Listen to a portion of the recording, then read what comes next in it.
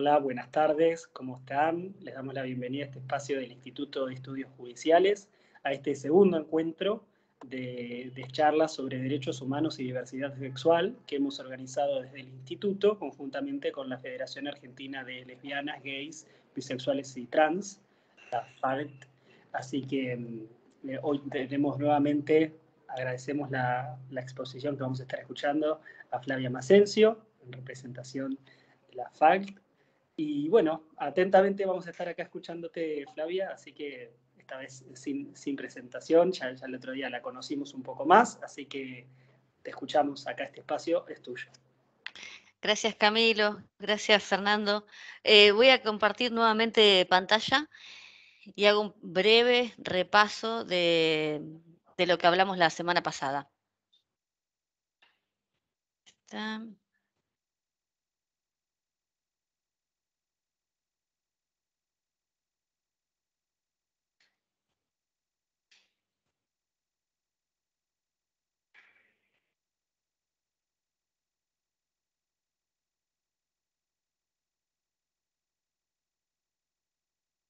Ya está.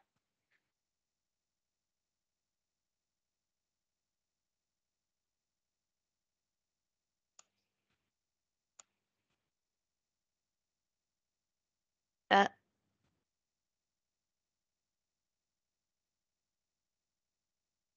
ahí está, no lo podía poner para presentar, para que como presentación, porque me aparecían ventanitas abajo y no llegaba a cliquear.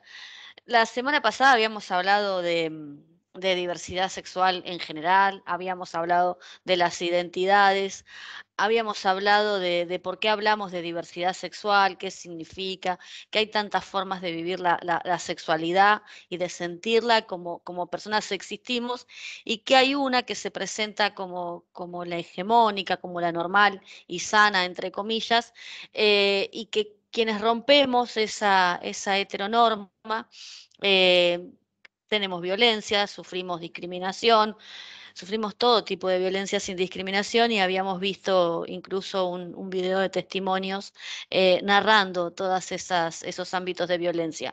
Hicimos una apuesta de ejemplos, de ámbitos de violencia, de cómo vivimos esas discriminaciones y esas violencias en el hogar, en la escuela, en la salud, la violencia institucional, la violencia de las fuerzas de seguridad, de los medios de comunicación, distintos ámbitos donde la comunidad LGBT+ sufre violencia y discriminación. Y también queríamos contarles que, bueno, frente a esa violencia y esa discriminación, la sociedad civil se organiza, la sociedad civil resiste, la sociedad civil empieza a pensar que necesitábamos, y a escribirlas y a impulsarlas, que necesitábamos normas. Hoy Argentina ha hecho un proceso muy importante y un recorrido muy importante en la historia de haber logrado alcanzar esas legislaciones. A nivel mundial, Argentina es mirada como un ejemplo, con los estándares muy altos en materia de diversidad sexual, de derechos humanos, que contemplen específicamente derechos de la diversidad sexual. Nosotros le decimos a veces el bloque de la igualdad, las legislaciones para la igualdad, que tienen que ver con una serie de normas que se lograron en un momento histórico muy importante en Argentina, donde desde la sociedad civil se pudo ver una oportunidad de avanzar en la conquista de derechos. Otros abogados y abogadas a veces les decimos las 26.000, que son esas leyes logradas en esa época histórica en Argentina, que tienen que ver con leyes que alcanzaban y conquistaban y ampliaban y reconocían derechos.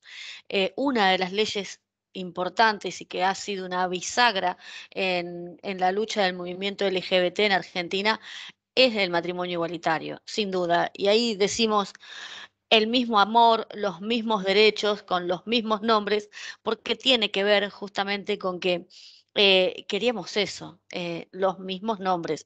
Muchas veces, no sé si recuerdan que en el 2002 en Argentina, no en Argentina, en la ciudad de Buenos Aires y en algunas ciudades de algunas provincias, se logra y se alcanza la unión civil, pero la unión civil era un nombre distinto para regular el establecer algunos derechos, muy pocos, sinceramente la ley de unión civil es una carilla que dice, por ejemplo, la de la Ciudad de Buenos Aires dice que en el ámbito de la Ciudad de Buenos Aires las parejas del mismo sexo tendrán un trato, y pongo entre comillas, similar al de los cónyuges. No decía la palabra iguales. Por supuesto, las organizaciones habíamos planteado más derechos y más alcances, pero sin embargo costó muchísimo que se aprobara esa ley de unión civil, que fue el primer reconocimiento en Argentina de un reconocimiento de parejas del mismo sexo, pero no con un trato igualitario,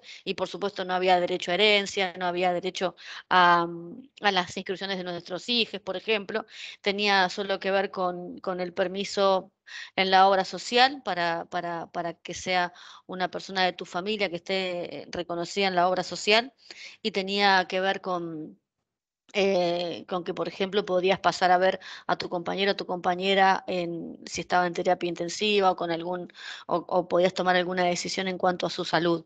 Pero muy pocos derechos y muy pocos alcances tenía esa ley, y además de tenía un nombre distinto. Entonces nosotros siempre hablábamos de que en materia de igualdad, en materia de discriminación, tenemos que alcanzar los mismos derechos con los mismos nombres, y eso implicaba que sea el mensaje del Estado quien diera ese mensaje de igualdad. Argentina, con matrimonio igualitario, fuimos el 10º país en el mundo y logra esto. Eh, 10º. Hoy sigue habiendo muy pocos países que tienen matrimonio igualitario.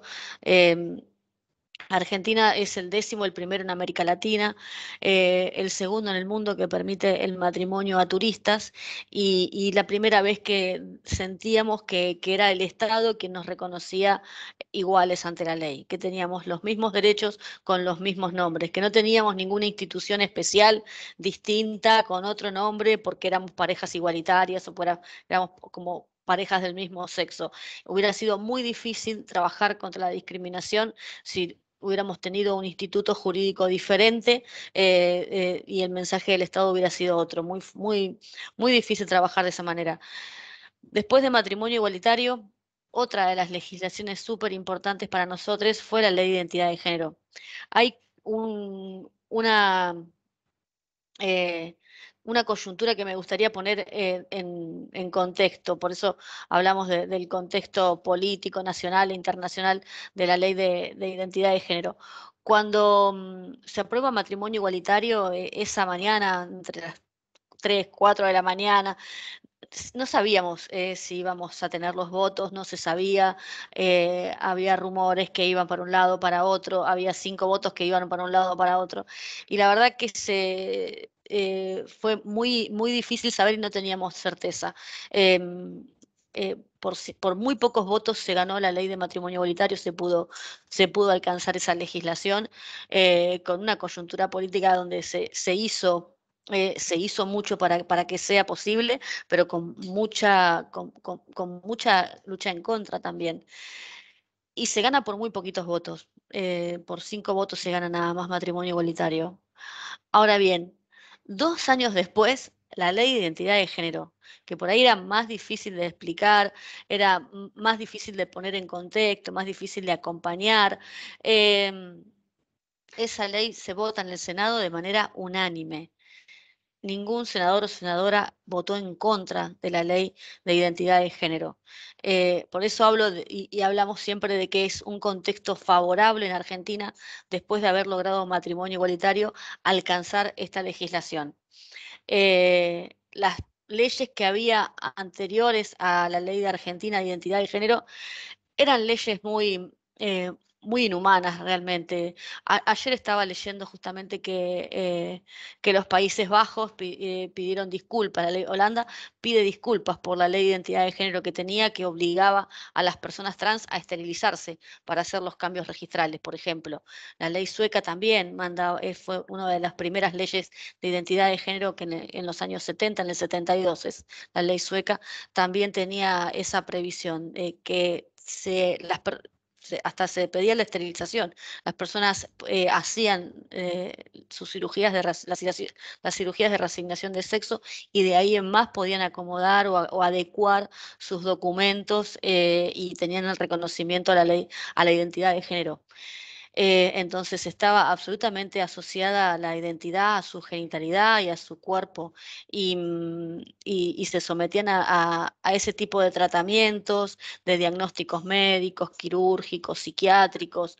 em, y, y Argentina en la jurisprudencia cuando litigábamos, cuando se litigaba en relación a la ley de identidad de género, no se hablaba de ley de identidad, se hablaba del derecho a poder hacer el cambio registral, y también teníamos una trayectoria en Argentina de una jurisprudencia que obligaba a a tener diagnósticos psiquiátricos o médicos, pericias, un montón de pruebas, de testigos, de que muchos años la persona tuvo una continuidad con esa identidad, y esos tipos de pruebas y de juicios también, también muy inhumanos, se llevaban adelante en Argentina durante muchos años para hacer los cambios, para que una persona pudiera acceder vía judicial a obtener el cambio registral, pero siempre condicionada también su identidad a la cirugía de reasignación.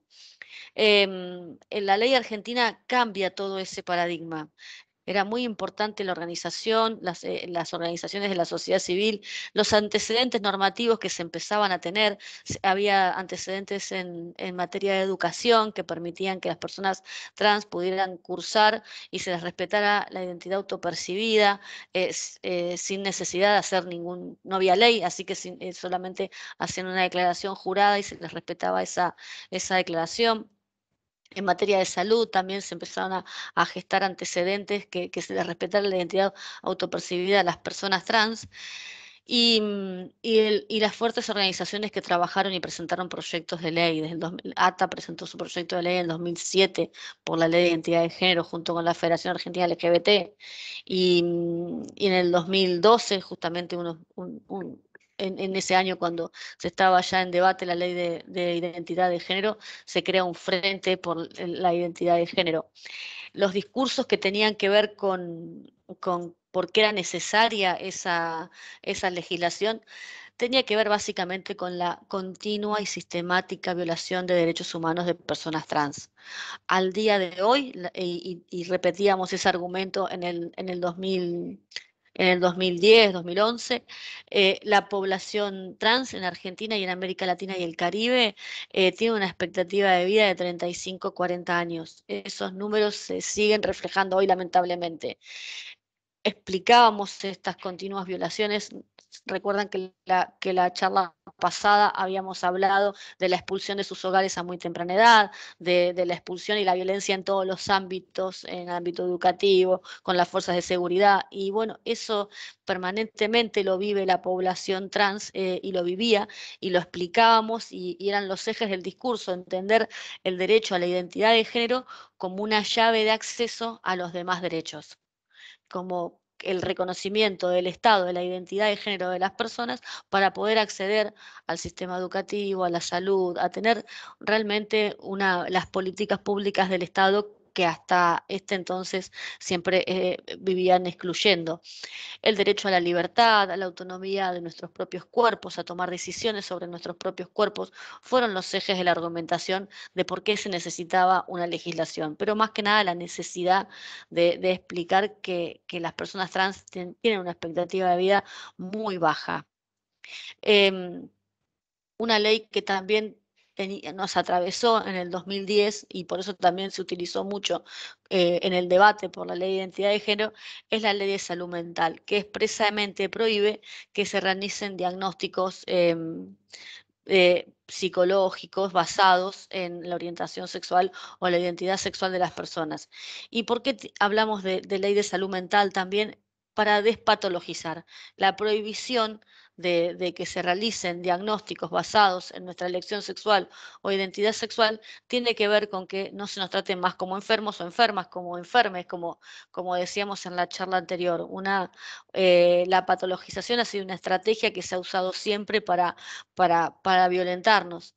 Entonces, Argentina cuando promueve y cuando pelea por el derecho a la identidad de género, desde la sociedad civil, se habla de que pasamos de un paradigma de la patologización de esas sentencias que teníamos que tener un diagnóstico, de esas sentencias que estaban basadas y condicionadas nuestra identidad a las cirugías de reasignación, pasamos de esas sentencias tan crueles y tan inhumanas y de esos antecedentes de los años 70, como les mencionaba, de algunas legislaciones que tenían como requisito obligatorio para el cambio registral que la adecuación del cuerpo, las cirugías de reasignación.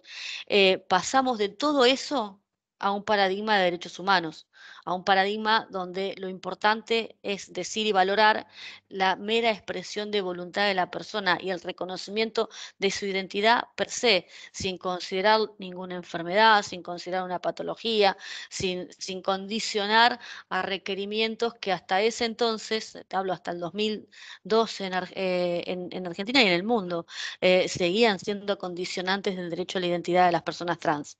Este paradigma se logra en Argentina. Primero, Argentina lo logra a través de fallos judiciales. Antes de la ley de identidad de género, el primer DNI sin patologización se entrega en noviembre, es la sentencia, y se entregó en diciembre del 2009, no, de 2010. En el 2010 se entrega el primer DNI que no patologiza las identidades trans, que es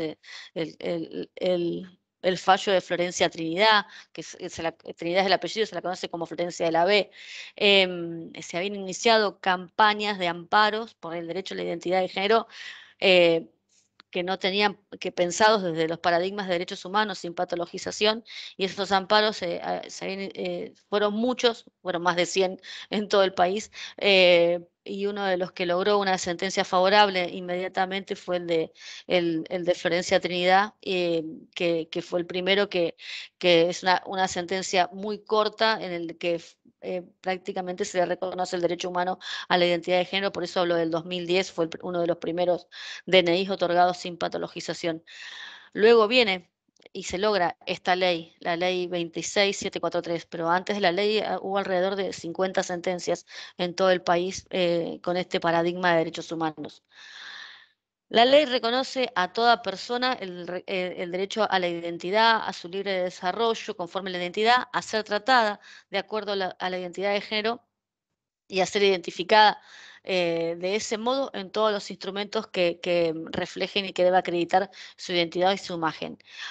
Hace una definición de lo que plantea, una definición muy simple, la vivencia individual interna de cada persona, tal como cada una la siente. Habla siempre de la voluntad para hacer o no las modificaciones corporales, los tratamientos hormonales, es todo voluntario, y garantiza el derecho a los cambios registrales. Recuerden que había hablado que antes había cirugías, antes había diagnósticos médicos, antes había instancias judiciales. Y la ley ahora habla de que se reconoce el derecho a decidir, a desarrollar y a expresar libremente la identidad de género de acuerdo con la propia autopercepción, sin obligación, y dice, sin obligación de someterse a protocolos o diagnósticos médicos, psicológicos o psiquiátricos, ni pasar por ninguna instancia judicial, ni someterse a procedimientos de modificación corporal. Establece la ley que en un simple trámite administrativo se puede hacer el cambio registral.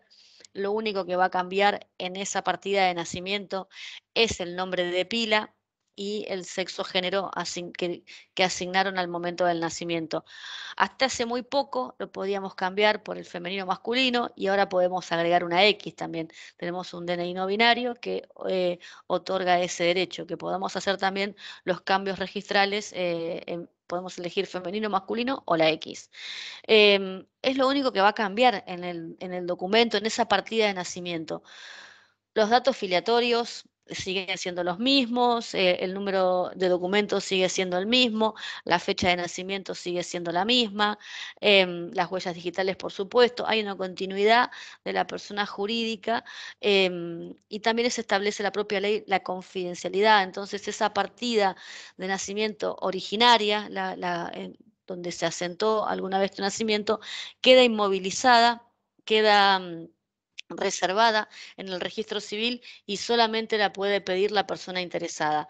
Esa, se va a extender una nueva partida de nacimiento con ese nombre autopercibido y sexo que eligió, o la X, y a partir de esa partida se va a expedir el nuevo documento nacional de identidad.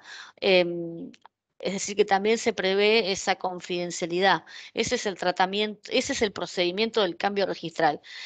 También la ley garantiza la salud integral, incluida la hormonización y las cirugías de modificación corporal, siempre desde un paradigma no patologizador.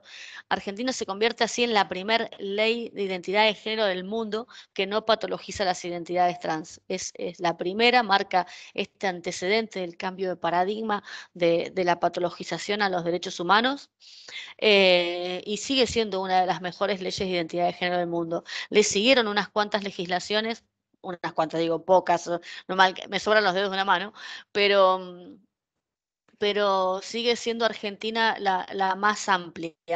Eh, les voy a seguir contando por qué. Esto de la patologización sienta un antecedente muy importante a nivel mundial y ha logrado que por ahí algunas legislaciones en la región, sobre todo, puedan seguir adelante con este paradigma de la despatologización. Argentina tiene salud pública y la salud integral, entonces garantiza que todas las personas mayores de 18 años se garantice ese derecho a la salud integral. Están en los planes médicos obligatorios de las obras sociales, las prepagas, los hospitales públicos tienen que garantizar esta salud, esta atención integral a las personas trans. Me refiero no solo a, a los tratamientos hormonales, sino también a las cirugías. Vino un decreto reglamentario en el 2015, 903, que reglamentó el artículo 11. El artículo 11 es el artículo de la ley que habla del derecho a la salud integral, pero también nos pasaba que desde el 2012 que surge la ley hasta el 2015 era un debate permanente que las personas trans se acercaban a los centros de salud y decían, bueno, pero no sé nada del tema, es la primera vez que viene una persona trans, no conozco. Entonces se trabajó articuladamente con el Ministerio de Salud de aquel entonces y se logró que además de sacar un decreto reglamentario del artículo 11 muy amplio que establecía muchas pautas y también se estableció esta guía de salud integral para personas trans, una especie de protocolo de atención que tiene pautas de trato respetuoso a la diversidad, que tiene antecedentes de por qué es necesaria la ley de identidad de género en Argentina, que establece un montón de herramientas y desde dónde podés formarte, desde dónde podés trabajar y de dónde podés tener una guía para atender. Entonces, desde la sociedad civil se repartió esta guía, bueno, en cualquier sala de cualquier lugar del país, donde alguien decía, bueno, soy un endocrinólogo, pero que nunca tuve una paciente trans, bueno, acá tenés una guía para ver cómo tiene que ser realmente el abordaje respetuoso de la diversidad que tiene que tener mi atención. Esta ley hace muy poco, no, hace muy poco no, ya pasó volando el año. A principios de este año se actualizó y ahora es una guía de atención integral a la salud de personas trans y no binarias. Vamos, viste, se va actualizando y se establecieron más recursos. Se puede descargar de la página web del Ministerio de Salud de la Nación y más allá de que está enfocada a la atención integral de personas trans en el ámbito de salud, la verdad que los protocolos de atención y de trato respetuoso sirven para tomar como ejemplo en todos los ámbitos. Yo siempre lo recomiendo que se pueda leer esa guía de atención integral de personas trans porque se puede aplicar no solamente en salud, en educación, en todos los ámbitos, por supuesto en las instituciones también. Y otra particularidad, por eso también siempre decimos que es la mejor ley de identidad de género del mundo todavía, la ley argentina, es que también, si bien no lo dice expresamente la ley de identidad de género, Argentina tiene un montón de tratados internacionales y un respeto y una política migratoria muy inclusiva. Entonces, Argentina también, con el decreto reglamentario de la ley de identidad de género, aclara esto. El decreto 1007 del 2012 es el decreto que reglamenta la ley 26743 de identidad de género y consagra y que todas las personas migrantes, si bien no pueden hacer el cambio registral en sus países de origen, porque la partida, no puede Argentina ir a cambiar la partida de nacimiento o actualizar o inmovilizar, como es el procedimiento en Argentina, de una persona en su país de origen, entraría ahí en un conflicto bilateral. Sí puede Argentina, en los documentos de personas migrantes, que les extienda acá en Argentina el país a través de la Dirección Nacional de Migraciones, respetar el derecho a la identidad de género de las personas. Entonces, también las personas migrantes, cuando tienen las residencias permanentes, pueden hacer esos cambios registrales en sus documentos de acuerdo a la ley de identidad de género, con un trámite muy sencillo, también administrativo, que no se hace esta vez en el registro civil, sino que se hace en la Dirección Nacional de Migraciones, porque lo que se va a otorgar conforme a la ley de identidad de género, se va a respetar el nombre autopercibido, va a ser ese documento argentino para personas migrantes que otorga la Dirección Nacional de Migraciones cuando las personas logran la residencia permanente. Ese es el decreto 1007 del 2012. Otra cosa importante en relación a la ley de identidad de género es también el trato digno. Y aclaro esto porque el derecho al cambio registral es como es como lo digo, un derecho, no es una obligación. No tengo que respetar a las personas trans porque hayan hecho el cambio registral. Tengo que respetar siempre, las tenemos que respetar siempre.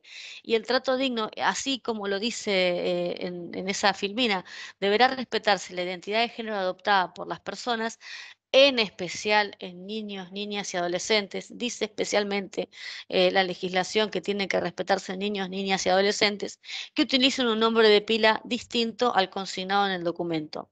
Entonces, eh, a solo requerimiento de la persona, a solo requerimiento de ese niño, esa niña, ese adolescente, se va a respetar la identidad de género autopercibida, se va a respetar el nombre de pila que elijan y con el que quieran llamarse. Y siempre tiene que ser utilizado en citaciones, en registros, en legajos. Este es el artículo 12 de la Ley de Identidad de Género. Tiene pocos artículos la ley, pero todos son así, muy claros, muy específicos, muy sencillos de leer. Pero también nos pasa que a veces es muy difícil de aplicar porque muchas veces no se entiende y siguen exigiendo el DNI o el cambio en el DNI para respetar el trato digno. Y cuesta tanto que hasta se tuvo que poner un artículo específico en ese sentido para respetar el trato digno. En todas las citaciones, legajos, todo tipo de gestiones públicas o privadas, tienen que respetar, todos los organismos públicos y privados tienen que respetar esto del trato digno, tienen que respetar a las personas trans conforme el nombre de pila con el que se autoperciban. Ahora bien, nos puede pasar que hay requerimientos, nosotros la mayoría somos abogados, abogadas, necesitamos a veces establecer, no sé, una demanda. Cuando la persona no hizo el cambio registral, tengo que consignar el nombre que dice en su documento para individualizar a la persona. Entonces, el propio artículo de la ley, no es una ocurrencia nuestra, el propio artículo de la ley establece una fórmula mediante la cual, cuando es necesaria en la naturaleza de la gestión registrar los datos que obran en el DNI, y tenemos que respetar una rigurosidad, una formalidad que exige la solemnidad del acto, pero también tenemos que respetar el derecho a la identidad de género de las personas y la confidencialidad que también lo prevé la propia ley de identidad de género. Entonces, la ley establece esta fórmula en la que se compatibiliza, en la que es compatible que respetamos que respetamos y cumplimos con la formalidad del requerimiento que hace necesaria, que la gestión exige registrar los datos sobrantes en el DNI, y también respetamos el derecho a la identidad de género y el trato digno de la persona. Entonces, acá vamos a poner para consignar, cuando sea necesario consignar los datos del DNI de la persona, el nombre de pila adoptado a simple solicitud de la persona, el apellido que no va a cambiar, el apellido sigue siendo el mismo, el apellido que tuvo siempre, y entre paréntesis se va a poner la inicial del nombre que figure en el DNI cuando de la persona que no hizo el cambio registral, y por supuesto el número de documento sigue siendo el mismo, la fecha de nacimiento sigue siendo la misma, todos los demás datos van a ser los mismos. Entonces, de esta manera, con este artículo establece con esta fórmula se respeta el trato digno y también se garantiza la formalidad que requiera alguna gestión específica cuando se necesite consignar los datos que obran en el DNI. Ahora ve, muchas veces también es importante, es el artículo 13, es la interpretación que se hace de la legislación. Muchas veces nos dicen, bueno, pero el reglamento interno o este protocolo, esta guía dice que yo tengo que poner lo que dice el documento. Y la ley establece también, bueno, toda norma, reglamentación o procedimiento debe respetar el derecho humano a la identidad de género de las personas y ninguna norma, reglamentación o procedimiento puede limitar, restringir, excluir o suprimir el ejercicio del derecho a la identidad y siempre se debe interpretar y aplicar la norma en favor del derecho a la identidad de género. Entonces, el favor del acceso a ese derecho. Y yo digo que este es como el indubio pro identidad, tiene con esta conjugación de estos artículos podés trabajar libremente y podés tener en claro que estás haciendo bien en aplicar el artículo 12 cuando a la hora de registrar o de establecer en registros de una persona trans que no haya hecho el cambio registral. Y si tenés alguna duda, el artículo 13 te lo deja bien en claro. Tiene que estarse siempre en favor de la ley de identidad de género. Y otra cosa que tiene la ley argentina, también la hace una de las pocas leyes del mundo en este sentido, es la más amplia en este sentido en materia de infancias y adolescencias trans, que contempla que niños, niñas y adolescentes puedan hacer los cambios registrales. La ley de identidad de género está sumamente atravesada por muchas legislaciones de derechos humanos, por muchas normas y tratados internacionales de derechos humanos, entre ellos la Convención de los Derechos del Niño, que en Argentina la trae la 26. eh, eh, Ay, no me olvidé el número ahora, pero bueno. Se tienen en cuenta básicamente dos ejes dos ejes principales de esta legislación de la Convención de los Derechos del Niño para tener presente a la hora de hacer los cambios registrales. La capacidad progresiva y la figura del abogado, abogada, abogade del niño, que en la Convención es el derecho del niño a ser oído, que a partir del artículo 27 de la 26061, así es la ley que trae al derecho interno de la Convención, establece esa garantía de que para garantizar ese derecho haya la existencia de un abogado o abogada del niño para hacer esos trámites. Esa capacidad progresiva viene de este sistema de protección integral, es el sistema que en Argentina también le decimos el nuevo paradigma, pero tiene más de 10 años el nuevo paradigma, que tiene que ver con contemplar y entender a niños, niñas y adolescentes como sujetos de derecho, no como objeto de tutela. En el sentido que entendamos niños, niñas y adolescentes como sujetos de derecho, vamos a tener en cuenta su capacidad progresiva a la hora de la toma de decisiones, a la hora en que forman su discernimiento y van formando sus opiniones. Y en este sentido, la construcción que hacen de la identidad también es a muy temprana edad y por eso tenemos esa obligación de escucharles, ese respeto a que sean oídos y por qué la necesidad de que puedan hacer también los cambios registrales a muy temprana edad. Muchas veces me preguntan, pero ¿a qué edad puede hacer un cambio registral? La ley no establece ninguna franja etaria, establece sí la capacidad progresiva, que tengamos de acuerdo a su capacidad progresiva en esa toma de decisiones y en ese discernimiento, con la asistencia de la figura de un abogado del niño para que se garantice ese derecho a ser oído, a ser oída, a ser oíde, se acompaña el trámite registral. Estoy en muchos grupos de familias y de niñas y de infancias y adolescencias trans, y los que más jóvenes han hecho su cambio registral son a los 4 a los 5 años. Después hay una franja etaria muy amplia entre los 11 y los 14, 15, 16 años. También hacen los cambios registrales a muy temprana edad, siempre antes de los 18. Y esto también se valoró y se explicó al momento de pedir una legislación que contemplara la posibilidad de que infancias y adolescencias trans, es decir, menores de 18 años, pudieran hacer los cambios registrales. Acá les muestro una encuesta de la Mesa Nacional por la Igualdad y de ATA, la Asociación de Travestis, Transexuales y Transgéneros de Argentina, que si vieron en otra placa, es una organización que tiene más de 28 años de trabajo ininterrumpido en todo el país, es una organización federal con referencias en todas las provincias del país. Hicimos una encuesta de población trans específicamente, y sobre 200 encuestas les preguntábamos esto a las personas trans: ¿cuántos años tenías cuando se dio cuenta de su identidad de género? Y ahí, como verán, el 76%, que es el celeste, en esa torta de dibujos, de porcentajes, dice el 76% desde siempre. Y en naranja está un 13% que dice que no recuerda. Y cuando hacemos esa referencia desde siempre, no me acuerdo, es prácticamente de toda la vida que te diste cuenta de tu identidad de género, de tu construcción identitaria.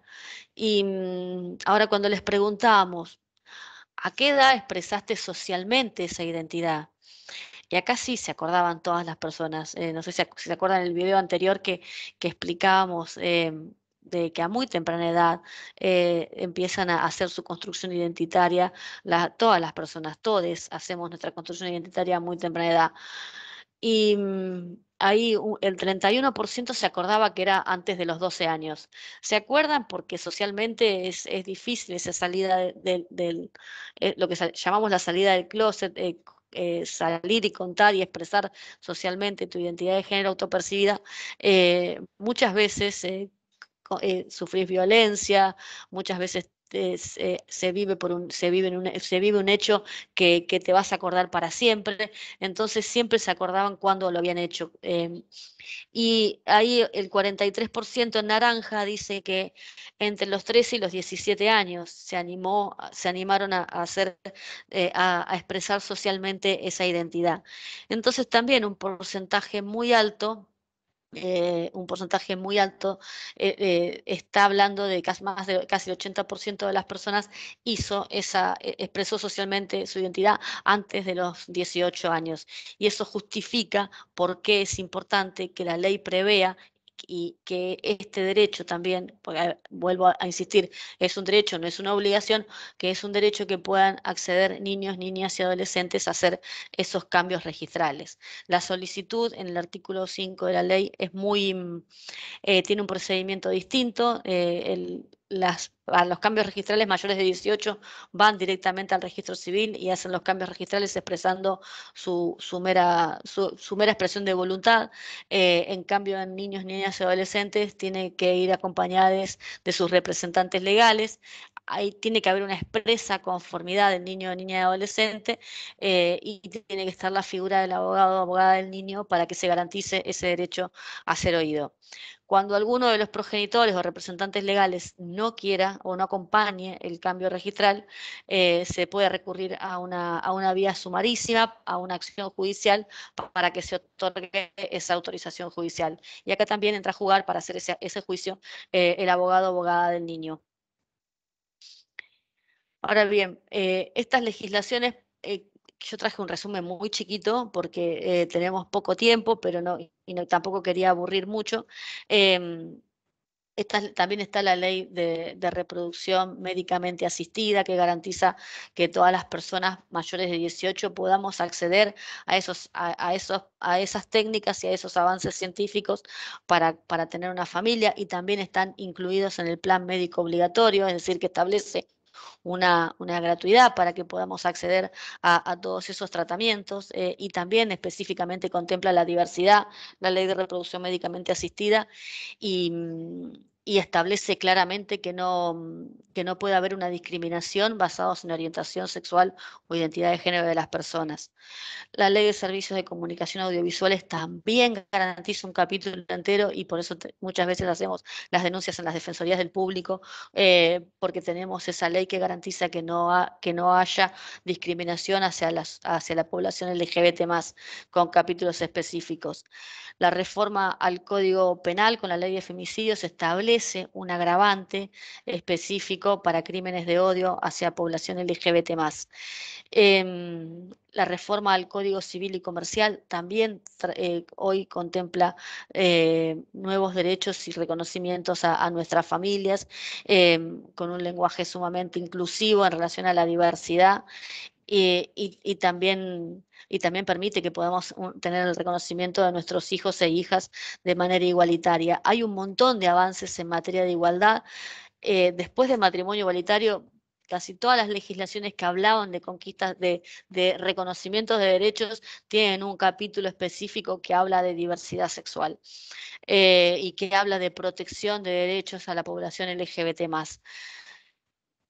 Por eso siempre decimos que hemos alcanzado la igualdad jurídica, y que tenemos esa igualdad jurídica y que gozamos de esa igualdad jurídica. Tenemos las herramientas, tenemos estas normativas para seguir defendiendo derechos, para seguir promoviendo la defensa de nuestros derechos. Pero hay una brecha muy grande entre la igualdad jurídica alcanzada, la igualdad jurídica ganada, trabajada, peleada, y la igualdad real. La igualdad real todavía hay una brecha inmensa, y no podemos decir la población LGBT más que hoy tengamos igualdad real. Entonces, para achicar esa brecha entre la igualdad jurídica y la igualdad real, hay que dar una batalla cultural mucho más grande, más importante. Y esa batalla cultural se tiene que dar con iniciativas parlamentarias, con políticas públicas que tiendan a afianzar estas legislaciones alcanzadas en toda la sociedad, para que dejemos de llamar la atención si nos damos un beso, o no subamos con miedo a, a un taxi, y con nuestra pareja, y no sabemos si besarnos o no porque no sabemos qué va a pasar, o en un tren, o en el Domo de Constitución donde dos chicas lesbianas, una terminó procesada. Hay todavía muchísima violencia hacia población LGBT y muchísima discriminación. Hay que seguir trabajando en políticas públicas, como decía, acciones judiciales por todos los reconocimientos, y una fuerte incidencia en los medios de comunicación como una herramienta fundamental. Los medios de comunicación son hoy una herramienta para la construcción de un sentido común, y ese sentido común tiene que cambiar en favor del reconocimiento de la igualdad real que necesitamos, ¿no? Yo, para mostrarles, acá les traía el informe, todavía no salió el de este año, pero el informe de crímenes de odio del año pasado, porque muchas veces decimos en un país que tenemos tantas buenas legislaciones como las que enumeré y algunas que detallé profundamente, ¿cómo es posible que suframos esto, ¿no? Que en el año pasado el último informe dio 152 crímenes de odio. Ahí está desagregado en la torta en 127 personas trans, 19 gays, 4 lesbianas, 2 hombres trans. Entonces, estos números son reales, son estadísticas que seguramente son mucho menos de lo que hay en la realidad, porque no todo el mundo denuncia, porque se nos hace difícil el acceso a la justicia y los canales de información. El país es inmenso, y estos números se recogen a través del Observatorio Nacional de Crímenes de Odio, a través de las organizaciones de la Federación en todo el país, y a través de las defensorías LGBT y los medios de comunicación. Pero seguramente es un número que está muy por debajo del real, porque hay una realidad que no se denuncia. Hay crímenes que no se saben, hay mucha falta de acceso a los canales de denuncia por parte de población LGBT más en todo el país. además hay un número que también que podemos llegar a analizar para tener en cuenta de lo que cuesta el acceso a la justicia. Muchas veces hablamos de una reforma judicial feminista o transfeminista, em, y la falta de perspectiva en las sentencias, en las investigaciones. Ahora bien, este es el informe 2020 nada más, de 152 crímenes de odio.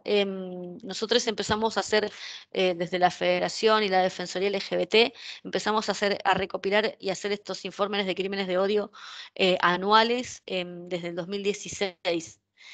Y los números son muchísimos a la fecha. Ahora bien, teniendo un agravante en el Código Penal que establece la pena a los crímenes de odio, la verdad es que a la fecha son contadas con las dos manos las sentencias que tenemos registradas en el país, con antecedentes y penas tipificadas como crímenes de odio. Son muy pocas pese a la cantidad de crímenes de odio. Entonces esto quiere decir que hay una inmensa brecha entre el acceso a la justicia real, el acceso a la justicia y la investigación penal después correspondiente con perspectiva de género, de diversidad sexual sobre todo, para poder tener una investigación correcta y que tengamos más sentencias de crímenes de odio, porque los crímenes de odio existen y está tipificado. Algo sucede que tenemos al día de la fecha registradas menos de 20 sentencias en todo el país. Em, Esto también les quería, es la desagregación. Los informes de crímenes de odio están colgados completamente y todos documentados en la página de la web de la Federación y desde ahí se pueden descargar. Contarles también que en esto de hablar de pasar de la igualdad jurídica, esta batalla cultural, esta batalla que seguimos dando para achicar esa brecha entre la igualdad jurídica y la igualdad real, hubo grandes avances, hubo importantes avances. Uno de ellos son el cupo para personas trans en el Banco de la Nación Argentina, el decreto presidencial que se dictó el año pasado, que estableció el cupo laboral para personas trans en la Administración Pública Nacional. Luego se logró este año una ley de inclusión laboral para personas trans, ahí se amplió a personas no solo en la administración pública, sino también a los sectores privados, con incentivos a las empresas que contraten población trans. Y hubo un decreto presidencial, el decreto 476 del 2021, de este año, que establece que los DNI pueden consignar una X, lo que llamamos el DNI no binario, y también Argentina en este sentido pasa a estar a la vanguardia de derechos humanos en materia de diversidad sexual. También hay resoluciones del Banco Central, de ANSES, de AFIP, que establecen que ya el nomenclador, ese prefijo del 27 o el 23 o el 20 que tenemos en nuestros quit, no se van a vincular más al sexo género, como pasaba antes, que teníamos, si te habían asignado sexo género femenino, con tu quit también te asignaban un número específico que definía esa categoría de sexo género. Eso también se fue cambiando eh, por muchos pedidos de muchos años, desde que salió la ley de identidad de género, se estaba pidiendo que eso se pudiera cambiar. Y hay una agenda pendiente en materia de diversidad. Esto para finalizar y para hacer una puesta en común en todo lo que falta. Hace unos fines de semana se marchó en la ciudad de Buenos Aires casi 1 millón de personas con esta consigna principal: Ley Integral Trans. Está pensada como una ley que trae una batería de políticas públicas pensadas para la población trans de todas las edades, en todos los ámbitos de su vida, en la salud, en el empleo, en la educación, las adultas mayores, las infancias y adolescencias trans, el acceso a la justicia. eh, Desde los trámites administrativos, es una ley que realmente pensada integralmente, porque pensada una ley que va por todo para tratar de revertir ese número tan bajo de expectativa de vida de población trans de 35 a 40 años, dicen los estudios. Si ustedes ven ese informe de crímenes de odio que les hice mención. Hay también un apartado que habla de las franjas etarias, y las franjas etarias de las muertes de personas trans todavía sigue siendo menor a 35, 40 años. O sea que si tenemos en cuenta los informes de crímenes de odio, todavía es más baja la expectativa de vida. También otra de las agendas pendientes, y era también una de las subconsignas de la Marcha del Orgullo de este año, es la ley antidiscriminatoria, la reforma a la ley antidiscriminatoria. Hoy en Argentina, para trabajar en materia en materia de discriminación, contamos con una ley que es del año 88, una ley que nos ha quedado vieja, que no ha resultado que no es eficaz hoy en esta coyuntura histórica también, porque se tiene que actualizar. Del año 88 a la fecha nos han atravesado legislaciones y procesos sociales, culturales, políticos que deben actualizarse. La ley antidiscriminatoria necesita una urgente reforma. Hay proyectos en el Congreso, hay un proyecto también en la legislatura de la provincia de Buenos Aires. Hasta ahora la única jurisdicción que tiene una ley integral, una ley antidiscriminatoria es la ciudad de Buenos Aires, y esperamos que pronto se pueda lograr una ley antidiscriminatoria para trabajar en este sentido de la discriminación, entendiéndola como el primer eslabón, ese chiste, ese insulto que puede pasar a ser un hecho de violencia, y que se va acrecentando, entendiendo la discriminación como ese primer eslabón de una cadena de violencias que pueden culminar con los femicidios o transfemicidios o los crímenes de odio a población LGBT. Entender la discriminación desde ese punto de vista y desde ese eje para detectarla, para trabajar y para erradicarla, para prevenirla sobre todo. Entonces, esa ley integral, esa ley antidiscriminatoria está pensada específicamente con muchas herramientas y con mucha batería de política pública para trabajarla en ese sentido.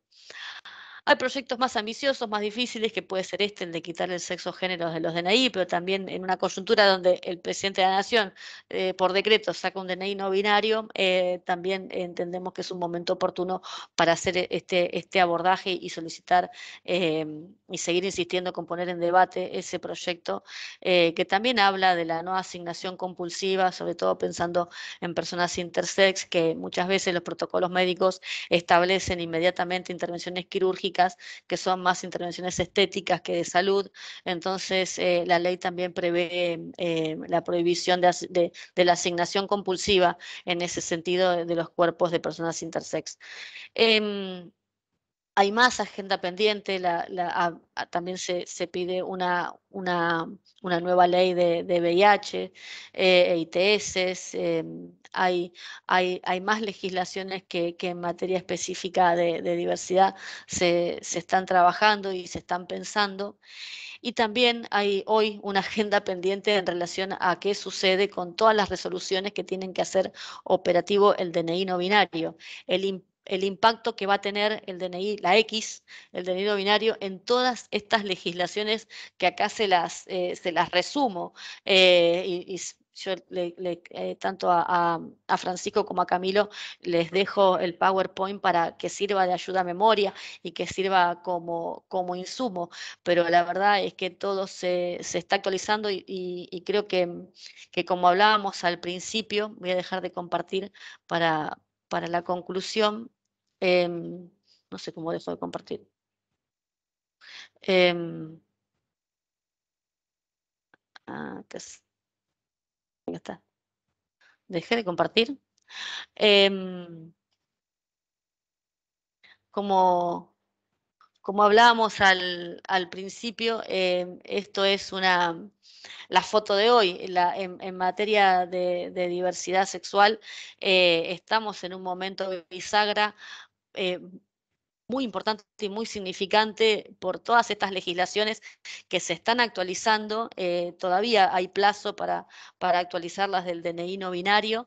em, y todavía todavía están en construcción y en debate un montón de conceptos y que se están poniendo hoy en debate, que no sé, hablamos de la categoría sexo, género y muchas, nuestra organización, por ejemplo, piensa que hoy es una categoría jurídicamente irrelevante. Entonces, estamos en un momento bisagra y como siempre digo, esta es la foto de hoy, cada vez que hablamos en materia de diversidad, porque capaz que el año que viene puede ser distinto y estemos hablando estemos hablando de otra cosa.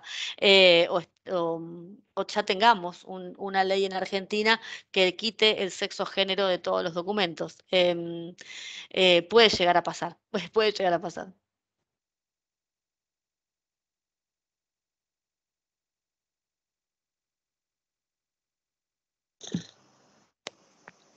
No sé Acá si estoy estamos. compartiendo todavía. No, No, está no, bien. no, no, Ah, no, no, perfecto. te estamos viendo a vos solamente. Sí. Estamos bien. Bueno, como la otra vez les dijimos, si alguien quiere hacer alguna pregunta o un aporte, está el chat o también puede libremente tomar el micrófono. Yo quería preguntar un número, Flavia. Eh, Me quedo pensando siempre en esto de la expectativa de vida que tienen las personas trans en nuestro país, ¿no? Eh, ¿Qué datos se tiene por ahí de otros países que están por ahí más avanzados que nosotros respecto de eso?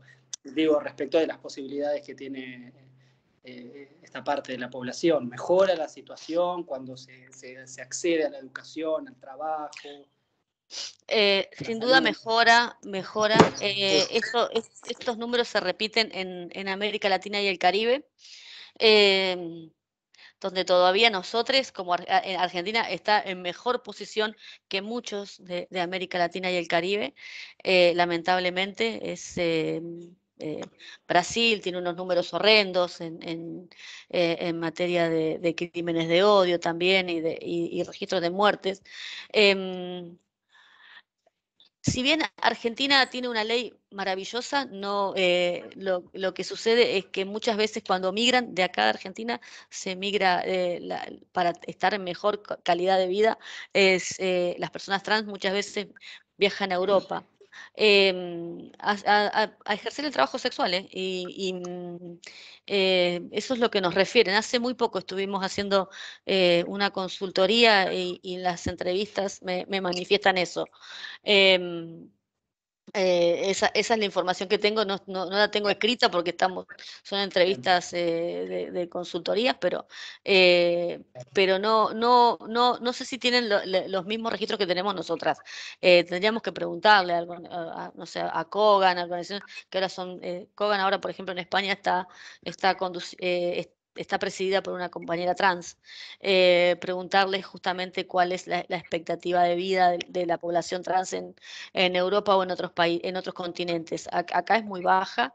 Y lo que a mí me sorprende es que la cantidad de años que seguimos teniendo son los mismos informes que presentábamos cuando pedíamos por la ley. En 2007 ya el proyecto estaba fundado con estos informes. El primer estudio epidemiológico que hizo ATA y Fundación Huésped, un estudio que hicieron acá digo, yo trabajo en la Defensoría del Pueblo de la Ciudad de Buenos Aires, estoy acá en la oficina ahora. En la Defensoría del Pueblo hizo un estudio cuando Diana Mafía estuvo de adjunta acá, junto con Loana hicieron un estudio y llegaron también a estos números tan de exclusión del hogar a muy temprana edad, de expectativa de vida. Y esos informes son nada, pasaron los años, hace un montón de años.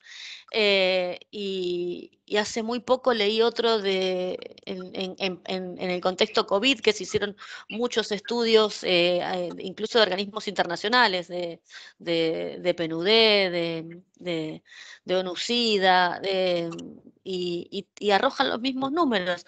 Algo pasa, entonces la estamos pifiando, porque tenemos una legislación que es excelente, pero falta. Por eso siempre hablo de que esta batalla cultural necesita más política pública. Y es verdad que también no tenemos políticas públicas específicas para población trans.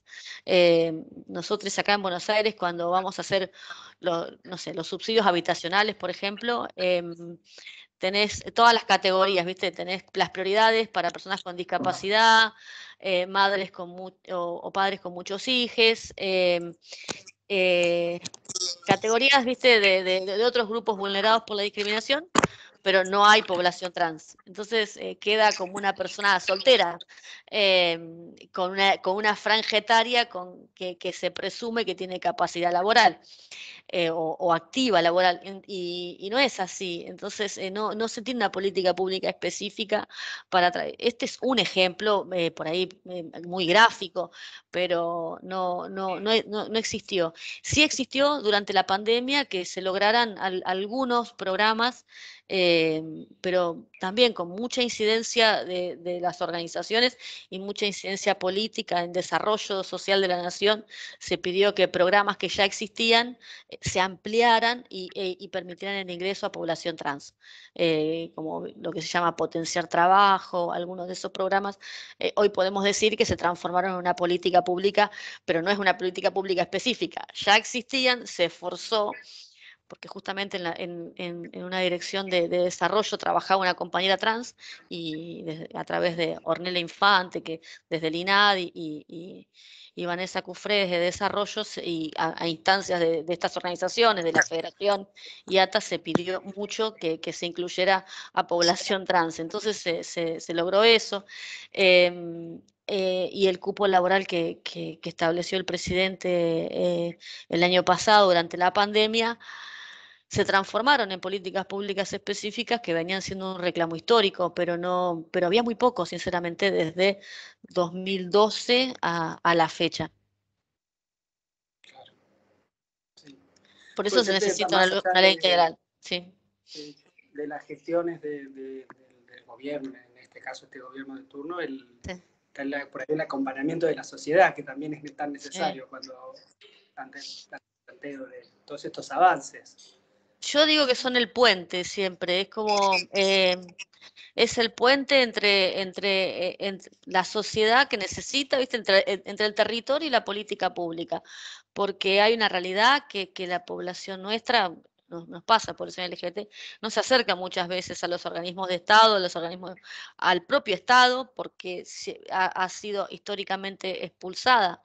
Cuando nosotros acá en el 2014 abrimos lo que se llama Defensoría LGBT, le pusimos LGBT para que estén nuestras identidades en el nombre, para que se entienda y justamente se achique esa brecha, se abran las puertas, sea un lugar de la diversidad, hasta que se nos permita tener los colores, el logo, todo tiene que ver con la diversidad, porque si andamos caminando, no sé, a mí me pasa, si ando por algún otro lugar del mundo, o por alguna otra ciudad y veo un sticker con la bandera del orgullo, yo sé que ahí está todo bien, ¿viste? Yo me meto igual, en una librería, un café, me meto porque sé que está todo bien si está la bandera del orgullo. Y yo decía, bueno, tenemos que generar algo de eso, que espacios con nuestros nombres, nuestras identidades, nuestros colores, para que sepan que acá hay lugares donde se puede ayudar a que se acceda a una política pública y que se entienda y que se comprenda, porque somos la misma población LGBT. Eso todavía falta, y en eso, por eso lo que mencionás, Camilo, son las organizaciones las que hacen ese puente entre la política pública y el territorio, porque hay que ir al territorio, porque hay todavía una brecha muy grande, por eso todavía tenemos estos números y por eso todavía tenemos tanta violencia, ¿no? Tal cual, tal cual. Bueno, y por Mm. eso es tan importante el trabajo que ustedes hacen desde la federación y las organizaciones en las que participás. Y está buenísimo también que se generen estos espacios de conversación en otros organismos, como por ejemplo, bueno, el Poder Judicial y la gente que lo compone, que ha estado participando de estos encuentros y que también seguramente lo verán más adelante en el canal de YouTube. Así que bueno, agradecerte un montón en tu persona, bueno, a la federación toda, pero bueno, especialmente a vos por acompañarnos estos dos encuentros, y seguramente vendrán otros tantos, por ahí ya en temas más específicos. Dale, a disposición, Camilo, Francisco, Fernando, perdón.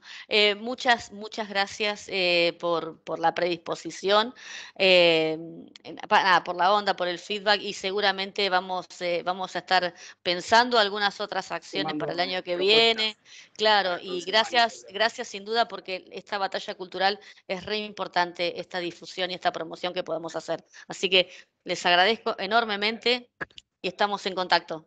Gracias. estamos en contacto y bueno, saludo a todos los participantes de hoy. Así que bueno, Gracias. nos vemos prontamente. Hasta la próxima.